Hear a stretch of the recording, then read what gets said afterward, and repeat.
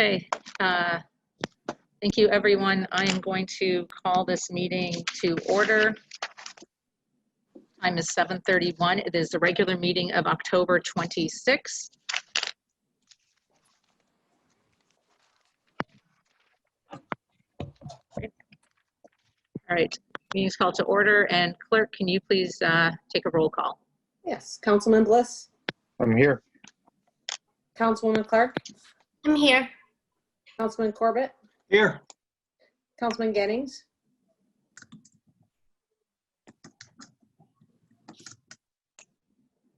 Councilor Rohrbach, I'm here. Mayor Pro Tem Soltis, Mayor Grafstein. I'm here, thank you. Can I please have a motion to excuse Mayor Pro Tem Soltis? He did give notice. Your Honor. Councilman Corbett, So moved. thank you. Support, Your Honor. Councilwoman Clark.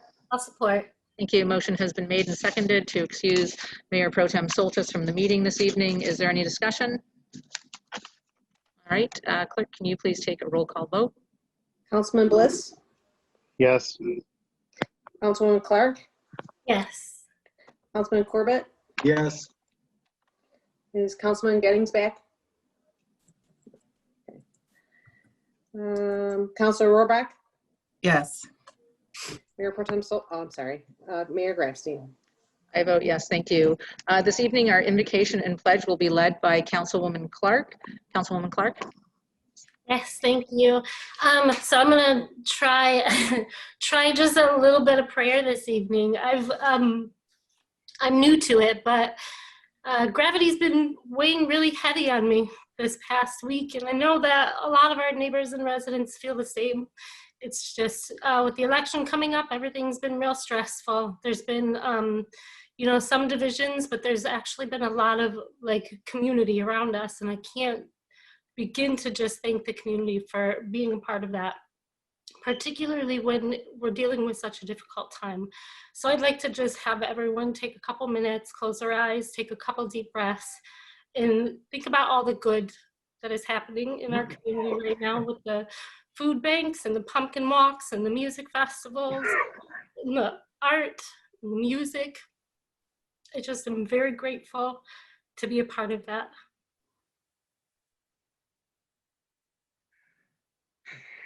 Thank you. Want to lead us with the pledge?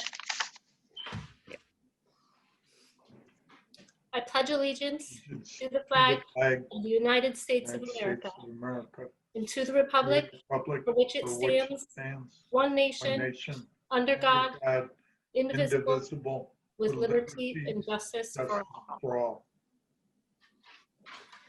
Thank you. All right, first up, we have the approval of the agenda. Are there any additions or deletions this evening from council?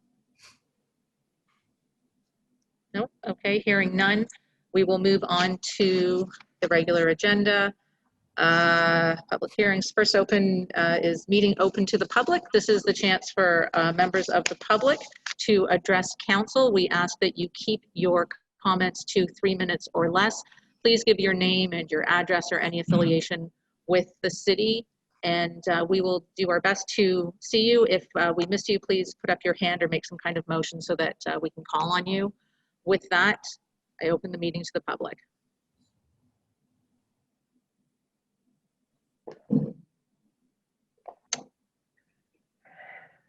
Okay, I see nobody wanting to speak.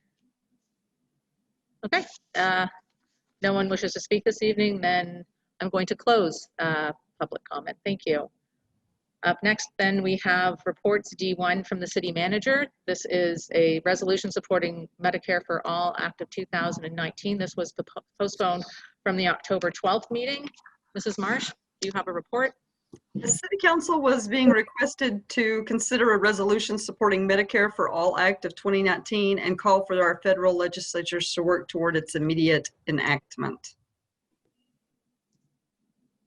Okay, thank you. What is the wish of council?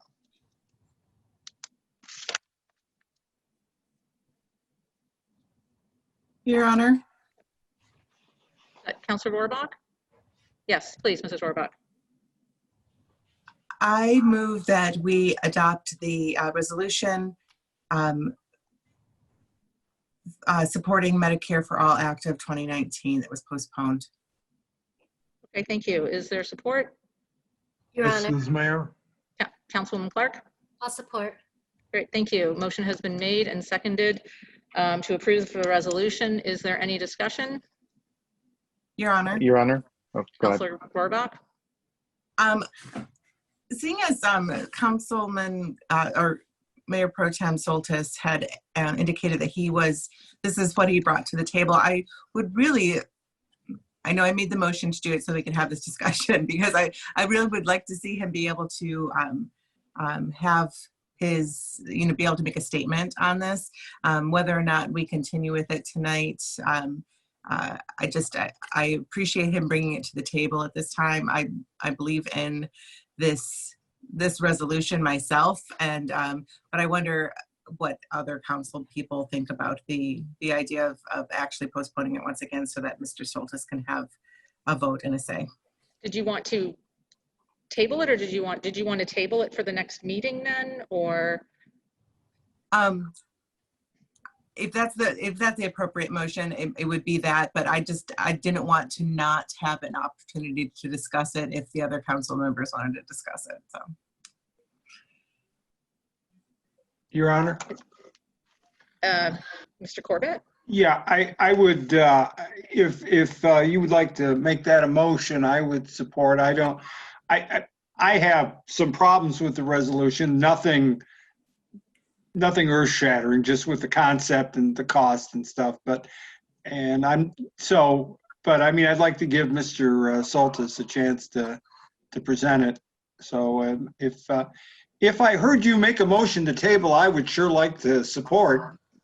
Okay, well then, Madam Mayor, I would make a motion that we table this resolution until our next meeting. Okay, Mr. Corbett? And I sure would like to support that motion to table. All right, Your thank you. Honor. So, yes, clerk, please. If the intent is to move it to the next meeting, the appropriate motion should be to postpone it. To Okay, postpone it, okay. I will make that adjustment to my motion. And I would adjust my second. All right, so motion has been made and seconded to postpone this resolution until our next meeting, which will be November 9th. Is there any discussion on this postponement? All right, clerk, can you please take a roll call vote? Yes. Councilwoman Clark. Yes. Councilman Corbett. Yes. Councilman Gettings. Yes. Councilor Rohrbach. Yes. Councilman Bliss. Yes. Mayor Grafstein.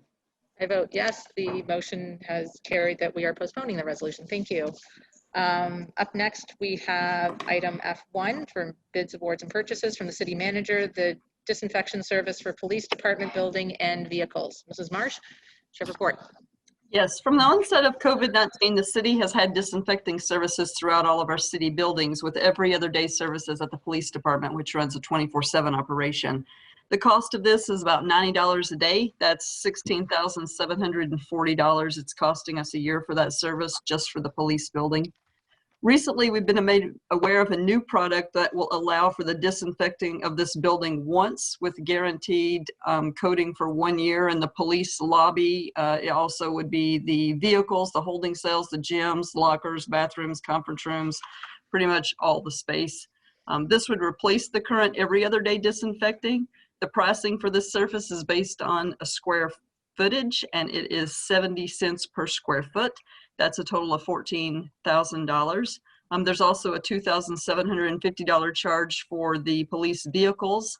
They offer a 10% discount for police departments, bringing the total to $15,075, which is a savings of $1,665. So we are bringing that to you tonight to be more cost efficient and still provide disinfecting services. This is being paid for through our CARES Act grant funding.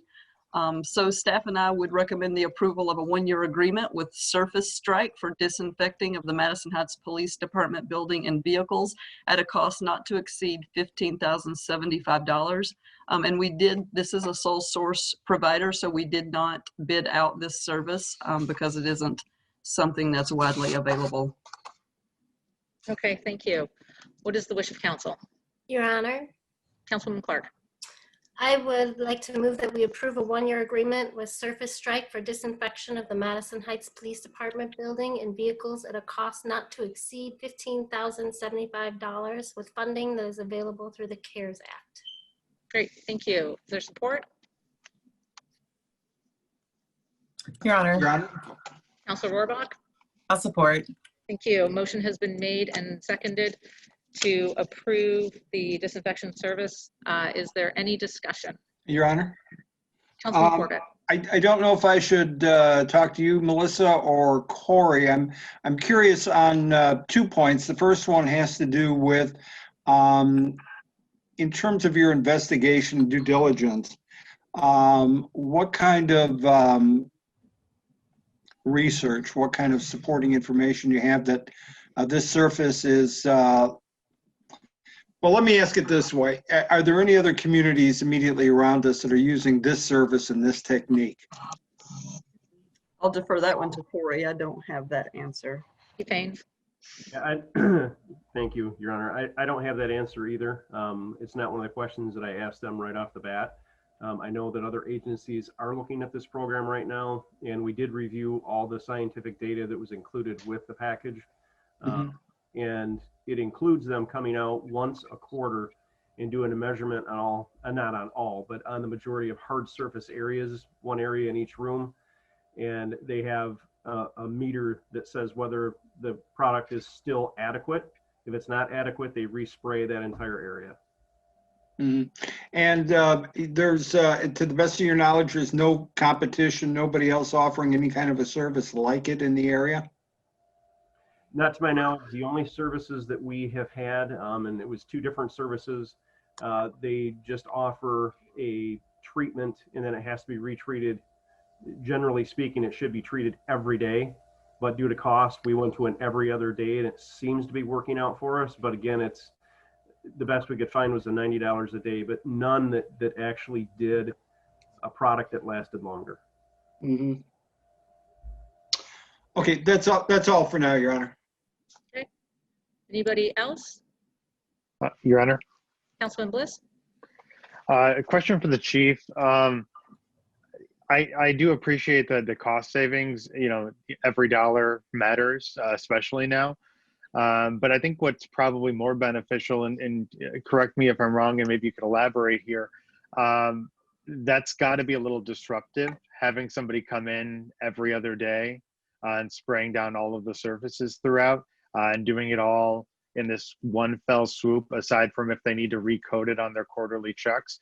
I'd imagine that'll save some, man hours and disruption along the way that's not really captured in the budget savings. Would that be correct? That would be correct. Basically, the process is when they get here, which can vary. It can be in the morning, in the afternoon, in the evening, depending on how many places they're spraying. But we have to call each and every car in off the road. They have to stay out of their car for about 5 minutes, while the treatment dries. And they have to go through the entire building, and we have to have an officer with them, obviously, at all times. So not only is it a manpower or a personnel power issue, it's also an issue of how well is it really being treated. I mean, we know we're getting the $90 worth of treatment for the building, but you can't possibly cover every surface like this other company would do. That they would do it in one day and out, and we would be done. Thank you. Any other questions from council, comments? Your Honor. Mr.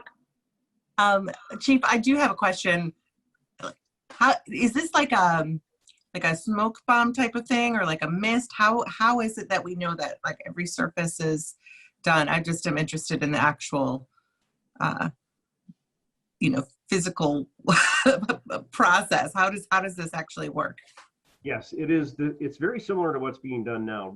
Right now, what they use is a fogger, And so what they would do is they come into each and every room, and with this particular company, which I know it's a much more thorough process, we would need to remove all the papers off our desks, clean off the hard surfaces before they come in and treat so that they're getting 100% coverage.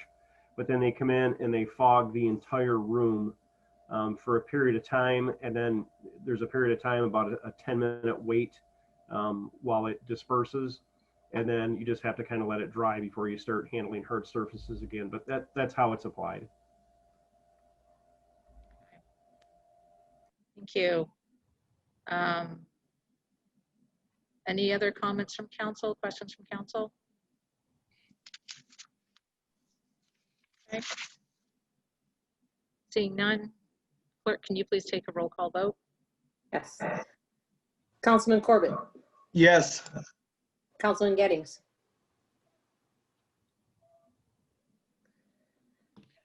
Your Honor. Mr. Gettings, you need to unmute yourself. He's yelling yes, but he's muted. He needs to answer audibly. There we go. I vote yes. Okay. Councilor Rohrbach, Yes. Councilman Bliss, Yes. Councilman Clark, Yes. Mayor Grasstein. I vote yes, thank you. All right, I've been informed that we actually did miss somebody from public comment. So we're going to have somebody from GLEWA who wanted to speak. Barb Jackson. Ms. Jackson, if you can unmute yourself, the floor is yours. Good evening, everyone, and thank you for having me at this time at your meeting. I would just like to speak briefly about the Water Residential Assistance Program. My name is Barbara Jackson, and I'm from the Oakland Livingston Human Service Agency, where we administer the RAP program. And then the RAP is through GLEWA. So and thank you for being a part of the RAP program, because you have been a part of the RAP program for many years now. And so I just wanted to come before you just to talk about a few changes that that I know that some of you may be aware of. That it used to be that the residents had to be at 150% of the federal poverty guideline, but that has now been increased to 200%, as well as the water audit. It used to be at $1,000 per customer, but they had to be a homeowner, but now there is open to renters as well. So, and then that has increased to $1,500 if they have minor plumbing repairs, up to $1,500 instead of $1,000. So I just wanted you to know that we are still enrolling for the RAP program, and that we would like everybody's participation in helping us to get the word out that we are enrolling. We are really starting to do an outreach plan and trying to get out. And I've talked with Natalie and Linda the other day. So we are really trying to get the word out. So please help me spread the word that RAP is still around, and we are still enrolling clients for the program. And Melissa has a flyer also that, Melissa, if you can please share that flyer with everyone. So once again, thank you for having me at your meeting. So I'm gonna get off now and let you continue to have your meeting. So if you have any questions, my phone number is 248-894-4529. Thank you, and everyone have a great evening. Great, thank you. I would just follow up that information is posted on our Facebook page, and it's also going to be on our website tomorrow. Actually, it's today, but we'll refresh it again tomorrow as a news release. Perfect, thank you. Thank you. All right, thank you for joining. All right, next up then we have item 2 under bid awards, which is the DPS director, replacement of DPS tandem axle dump truck number 433. Mrs. Marsh, do you have a report? Yes, the adopted fiscal 2021 budget includes the scheduled replacement of vehicle 433, which is a 2003 tandem axle dump truck. It's also funded through the streets division, which is in the general fund. As with all capital purchases, this purchase was placed on hold until we had a better financial picture of the city's current finances. After reviewing the available revenues and considering the cost of maintaining this vehicle, we moved ahead with the procurement process for this replacement. Vehicle 433 is the last remaining tandem dump truck that was replaced as a result of the 2003 DPS fire, and it has been in service for 17 years as a frontline service vehicle. This vehicle is in very poor condition. It warrants priority replacement. It's used on a year-round services. We use it for water main installations and hauling, leaf collection, snow removal services, and emergency water main break haulings. This is one of the primary snow removal trucks for our major road network, and the replacement has subsequently been outfitted with the standard winter equipment. Due to the extensive lead time from both the truck and trailer specialties and Wolverine Freightliner, the expected delivery of this truck, if approved tonight, is still 1 year from today, which will put it ahead of the 2021 leaf and snow season. So that's why it's being brought before you now. As with the prior recent dump truck replacements, the city is able to utilize a cooperative purchasing contract through the City of Rochester Hills to truck and trailer specialties for the truck body and other equipment, and Wolverine Freightliner for the chassis. Staff and I recommend that council award the purchase of the tandem axle dump truck chassis to Wolverine Freightliner in an amount of $98,125, and the body and other equipment to truck and trailer specialties under the terms of the Rochester Hills Cooperative Purchasing Bid, including options 3 and 4, in the amount of $141,265.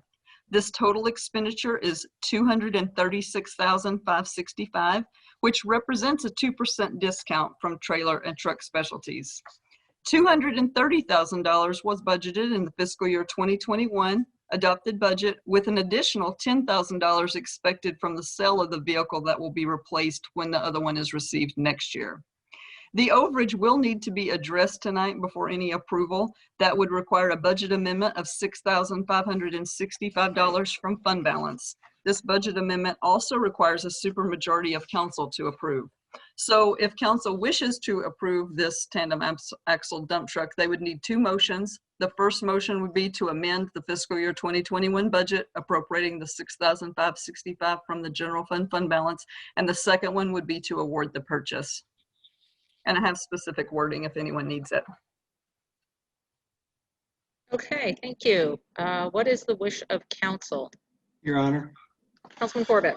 Yeah, I would offer first the amendment regarding the budget and the allocation of $6,565 from the fund balance to be directed to an account which will allow for the purchase of a tandem axle dump truck. Great, thank you. Is there support? Ms. Grafstein, Councilman Gettings? I'll support. Great, thank you. Motion has been made and seconded for the budget amendment. Is there any discussion? All right, seeing none, clerk, can you please take a roll call vote? Yes. Councilman Gettings. Yes. Councilor Rohrbach. Yes. Councilman Bliss. Yes. Councilman Clark. Yes. Councilman Corbett. Yes. Mayor Grafstein. I vote yes, motion carries. Thank you. Does council wish to make a second motion? Your Honor. Councilman Corbett. I move that the council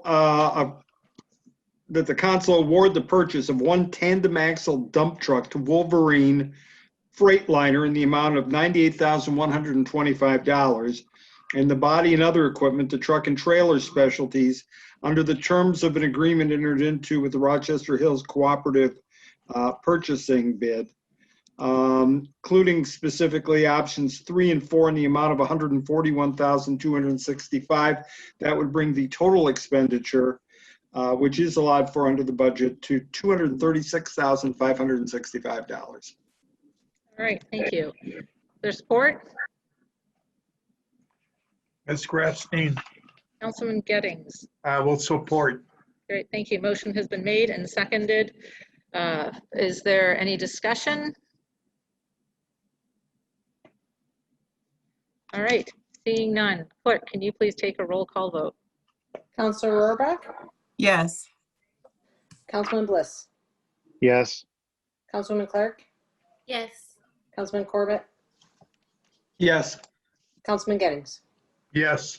Mayor Grafstein. Vote yes, motion carries. Thank you. All right, there is no unfinished business. So next up, we have approval of the minutes from the regular city council meeting of October 12th. What is the wish of council? Your Honor, Councilor Rohrbach. I move that we approve the regular city council meeting minutes from 10/12/20. Thank you. Is there support? Your Honor. Councilwoman Clark. I'll support. Thank you. Motion has been made and seconded to approve the minutes from the regular city council meeting of October 12th. Is there any discussion? Seeing none, clerk, can you please take a roll call vote? Councilman Bliss, Yes. Councilwoman Clark, Yes. Councilman Corbett, Yes. Councilman Gettings, Yes. Councilor Rohrbach, Yes. Mayor Gresty. I vote yes. Thank you. Motion carries. All right. Seeing how there is no more business in front of us, I invite closing comments from our council, starting with Councilman Corbett. Just one item, I think it's the more obvious one, just a reminder to everybody to vote. Every vote counts. As I know personally, and Ms. Clark knows, and Mr. Clark from a generation earlier, who won by 10 votes. It's certainly important that you get out. If you've managed to be confused by all the mail it, deliver it, vote it, whatever, feel free to give the clerk's office a call, but when you do, please be patient. They're dealing with you and a great many other people, but voting is important, and there's any number of ways which I'm sure our hardworking clerk will be more than happy to guide you through. The rules are much more liberal now than they were years before. Please forgive the use of the word. And good luck to all of us, I suppose. And that's it. Thank you, ma'am. Great. Thank you. Councilman Bliss? Yes, Your Honor. Yeah, I would echo that sentiment from Councilman Corbett. I heard somebody the other day say, I can't wait until election season is over.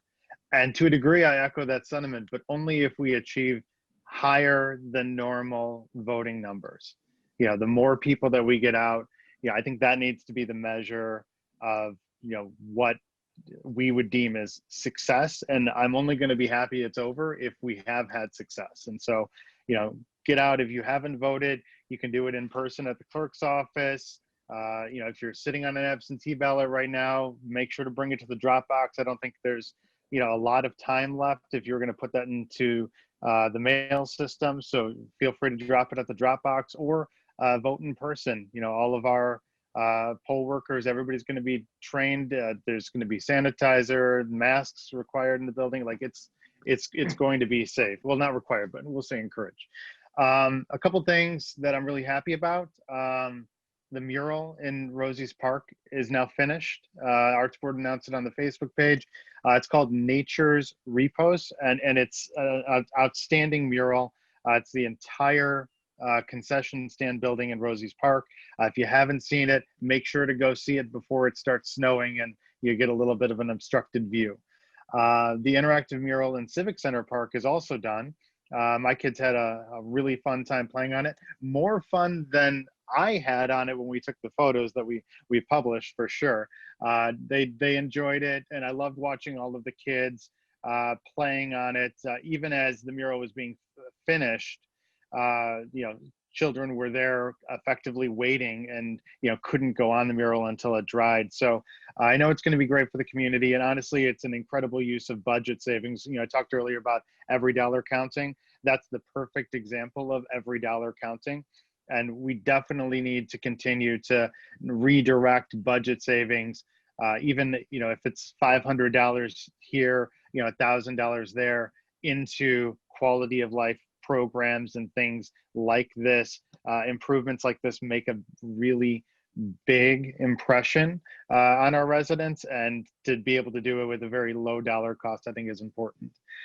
Some events have happened. The Friends of the Library book sale was outstanding, raised some good money for the library. The pumpkin walk had over 400 people at it, all safe.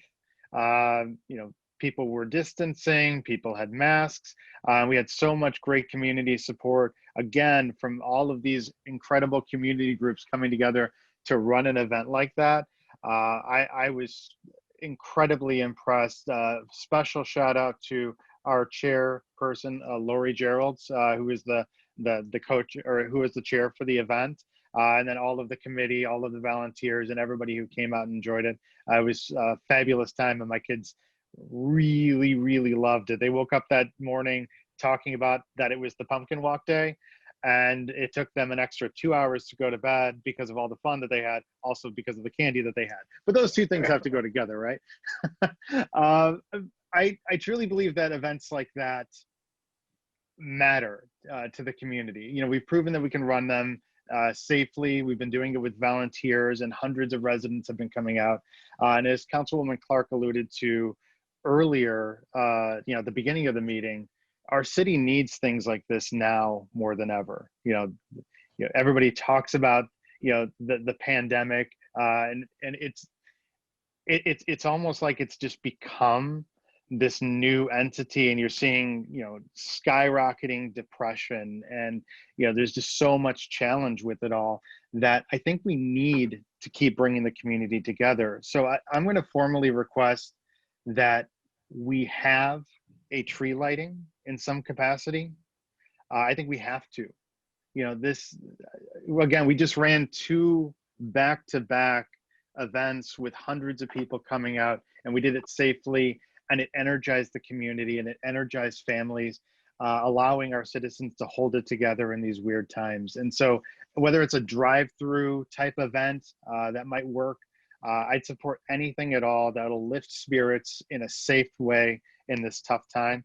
And I know that between all of the incredible folks we have on staff, the incredible boards and commissions, and our community groups, I'm sure we can find a way to do something in a safe way that will lift those spirits. I think we have to. We owe it to our community to come to their aid and give them something to look forward to. And one night of reprieve where it's not just the new normal, there's at least an element of normal there. That's it, Your Honor. Great, thank you. Councilor Rohrbach? I want to echo what Councilman Bliss just said. I have been really moved lately about just how many wonderful things have bubbled up in our own community in the last year.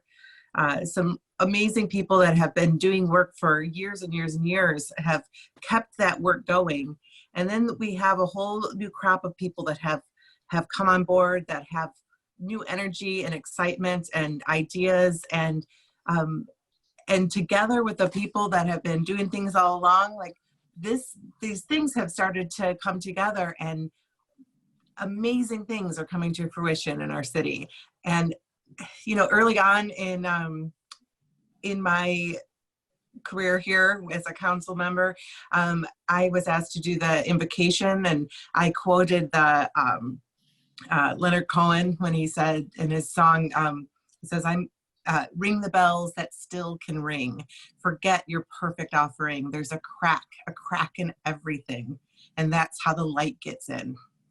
And I really feel like the cracks in in the world right now have let light into our specific community here in Madison Heights in a really, really amazing way. And I am just so proud of all the people who have stepped up and have chosen to bring light to others in this time. It's moving. So I just want to echo those sentiments. I want to thank Lori Geralds for her amazing work with the Pumpkin Walk. You know, the Active Adult Center ran the Scarecrow contest. The firefighters were there. The Madison Heights Community Coalition was there. Active Adult Center, the Madison PTO, the Madison Heights Food Pantry folks were there. The library staff was there. Big B Coffee, the Flying Castle Bicycle Bookery.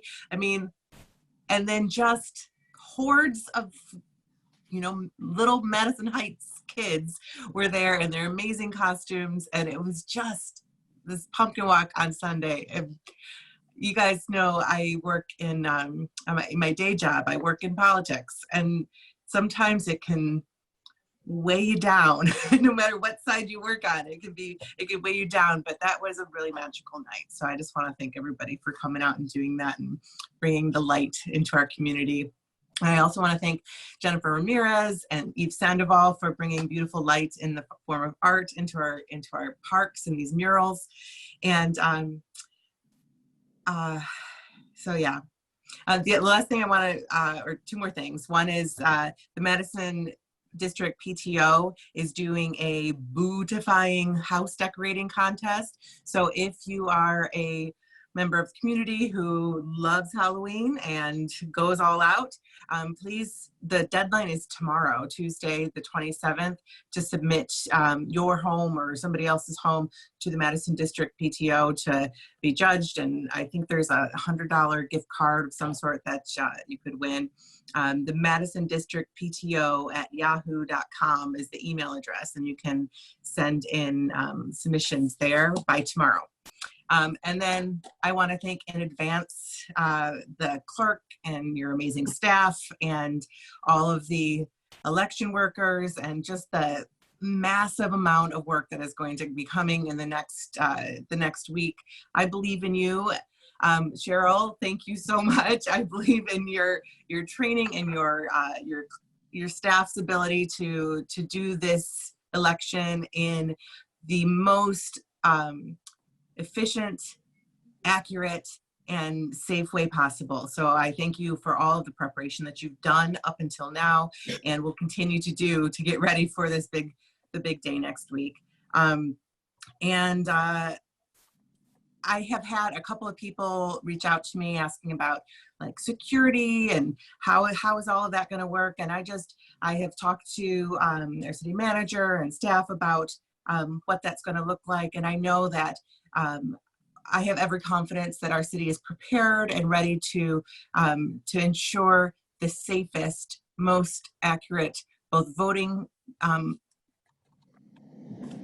in-person voting experience for everyone. And so I just encourage, like Mr. Corbett said, encourage everybody to, if you have questions, talk to the clerk's office, because they've got all the answers, or most of them, when it comes to voting. And finally, I just want to say, if you have a absentee ballot, please deliver it to the clerk's office or drop it off in the drop box as soon as possible. I know that most of the time, if you are planning to vote absentee and you have a ballot and you haven't turned it in yet, you're going to still get all those texts and calls, and all the things will keep coming. So if you just turn it in, most of those things will stop. So I encourage everybody to do that for nothing else than to try and get all of that stuff to stop. All right, that's all I have for tonight. Thanks so much. Great, thank you. City Attorney Sherman? Nothing to add this evening, Your Honor. Thank you. Thank you. City Manager Marsh? I have nothing this evening. City Clerk? Mrs. Rotman? Thank you. I have all kinds of stuff. First of all, I'd like to thank council for their positive comments on the clerk's office. We appreciate that. For the public to know that we are extending some of our hours this week to accommodate election business. We'll be open every day during lunch for to issue ballots or accept ballots or register people or answer questions, whatever you need. We're also having pop-up office hours this Wednesday, October 28th from 4:30 to 7, so we'll be there for that. And then we are also going to be open on Saturday from 8 a.m. to 4 p.m. In the city clerk's office for election business as well. The polls are open from 7 a.m. to 8 p.m. on election day, November 3rd. Just a reminder that precinct 2, which was originally at the Korean First Methodist Church, is now at the Active Adult Center. And precinct 6, which was originally at Solberg Towers, is now at Madison Elementary. I just encourage everybody to be kind to everybody that's working in the election. They are working very long hours for minimum pay, and your patience is requested.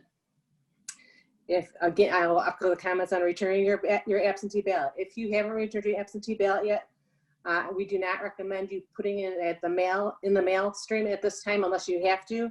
We have a 24/7 drop box behind City Hall that you can deposit your ballot in. We check that several times a day. We also have a drop area at the city clerk's office, or you can just hand it to us in person. We've issued, as of today, at the end of the day, we issued 8,990 absentee ballots so far, and we have 6,335 back, which is a 70 99.5% return rate. So we're really happy with that. We like to see it to be 100%. So, you know, turn it in if you haven't done it yet. We are going to be having safe, secure, and we're hoping our workers and voters have a safe, secure, and positive experience this year at the polls. And just a final shout out to my amazing staff. They have gone over and above working this election. I've never seen this department work so hard. They're willing to stay late. They're willing to work through their lunch.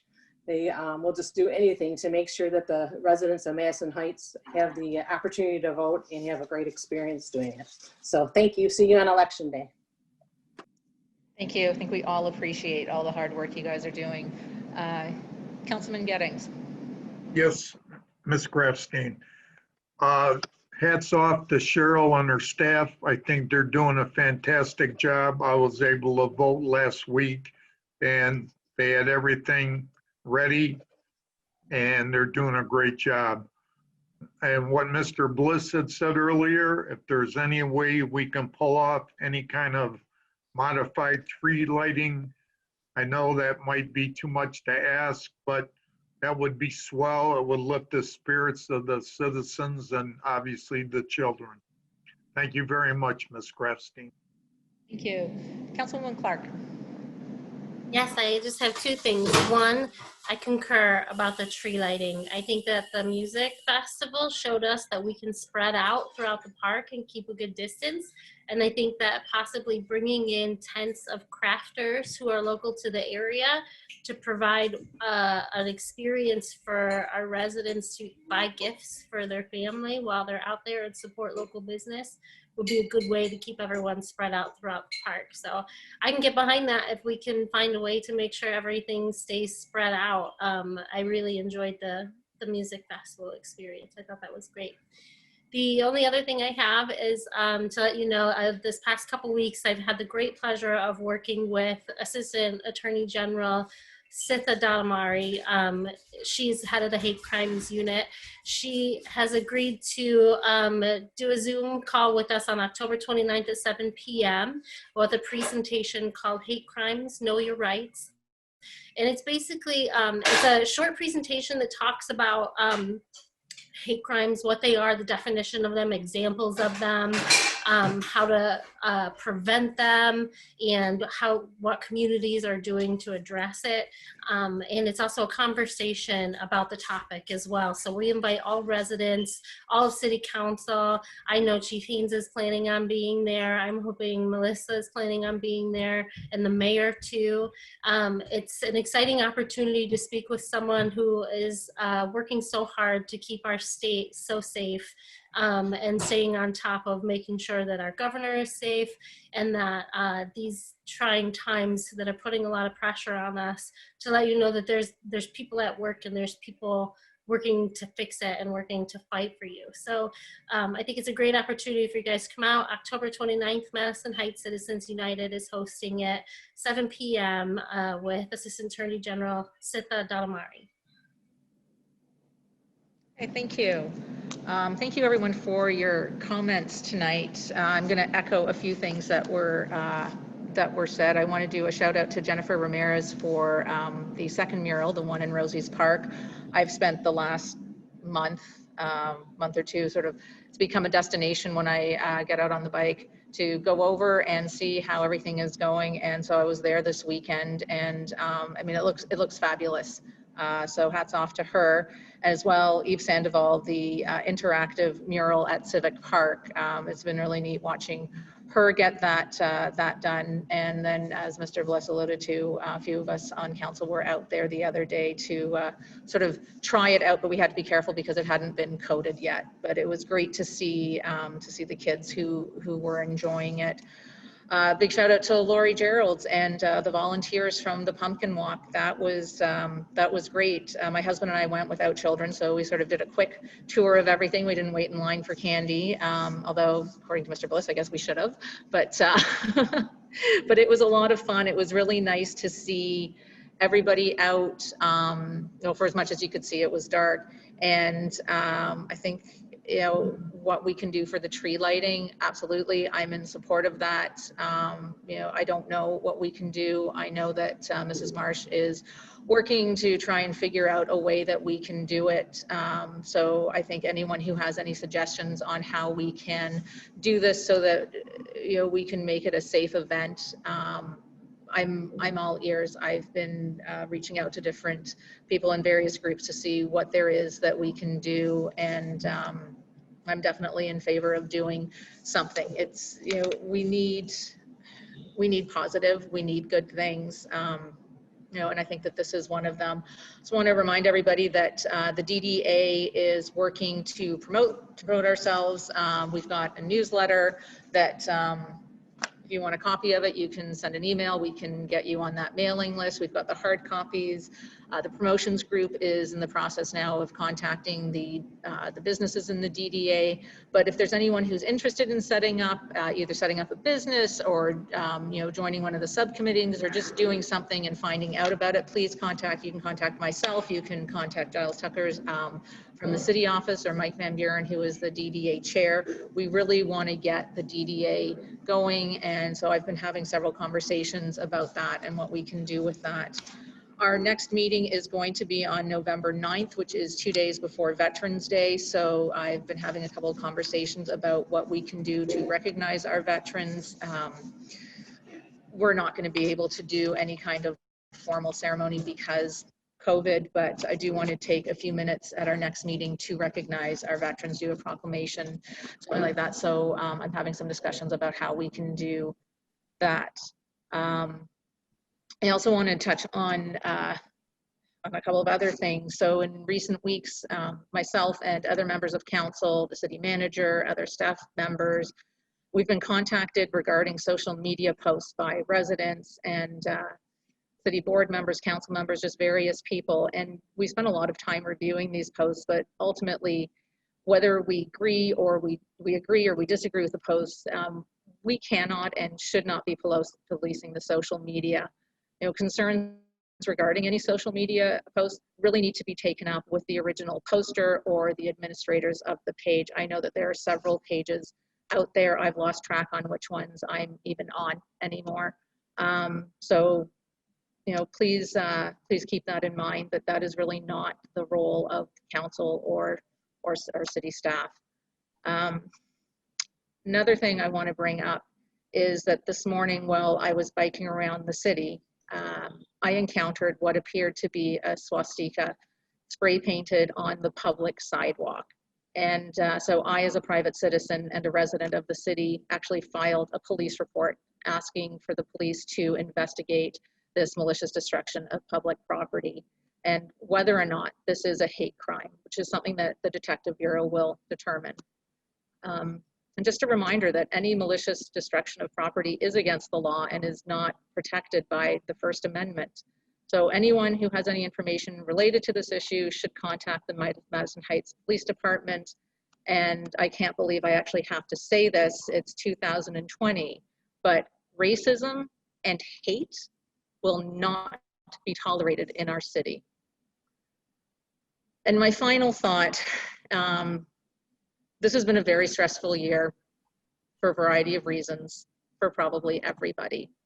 And just want to go back a month. Last month, in the week leading up to Rosh Hashanah, was extremely hard for me personally, because in addition to the regular stress that everyone is going through, and Councilwoman Clark alluded to some of that, her opening comments, I'm from Toronto and I haven't seen my Canadian family since December.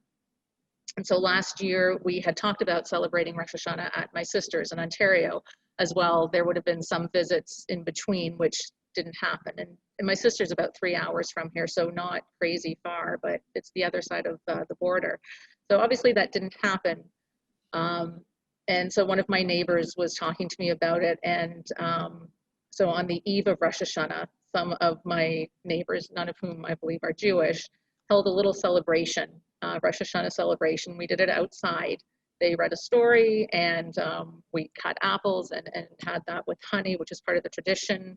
And somehow from her church, she was able to get a shofar. That's the ram's horn, which she said to me, "What other than your family, what will you miss?" And I said, "The shofar, some of the songs in the shofar." So we went onto YouTube and we played a little song and somebody blew the shofar, and it really only took a few minutes, and it wasn't like anything that I had ever grew up with, but it's something I will always remember, because even though I grew up in Toronto, this is my home.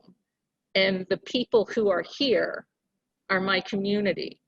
And if I ever doubted that, I didn't that night. So there is a lot of good that is coming out. You know, I grew up with Mr. Rogers. You look for the helpers, you look for the good in the people, and that's what we're seeing. With all the stress, with all the hate, we are seeing so much good. So look to that.